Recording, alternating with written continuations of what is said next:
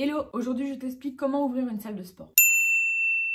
Alors la première étape sera de réaliser une étude de marché et un business plan. Cela servira à connaître le potentiel du lieu d'implantation de votre future salle de sport, mais également de connaître les opportunités et les menaces liées. Connaître la concurrence est un point également très important pour l'implantation d'une nouvelle salle de sport. Ensuite, vous devrez évaluer le besoin client, c'est-à-dire connaître les préférences en termes de prix et surtout de matériel. En ce qui concerne les diplômes, un gérant n'a pas forcément besoin d'en avoir. Pour ce qui concerne les coachs et les entraîneurs, il faudra obligatoirement une licence TAPS ou un diplôme équivalent. Enfin, vous allez devoir réaliser un business plan pour connaître les budgets et dépenses liées à la création de votre future salle de sport. La deuxième étape sera les préparations logistiques. Cette étape concerne notamment les achats de matériel, mais également l'aménagement de la salle pour accueillir un bon nombre de personnes. Ensuite, il faudra veiller à toutes les mesures d'hygiène. Dans ce cas, il faudra 2 vestiaires minimum, 2 douches, des toilettes et un point d'eau. Le propriétaire de la salle de sport va devoir souscrire à une assurance responsabilité civile professionnelle. Donc cela va servir à couvrir et les employés et les clients. Il faudra également peut-être penser à un plan de communication pour vous faire connaître auprès de la clientèle. Enfin, il faudra peut-être penser au recrutement, notamment pour les personnes qui vont être chargées de l'accueil ou les coachs et entraîneurs. La troisième étape sera le choix du statut de votre salle de sport. Afin de choisir au mieux votre statut, vous pouvez vous faire aider d'un pro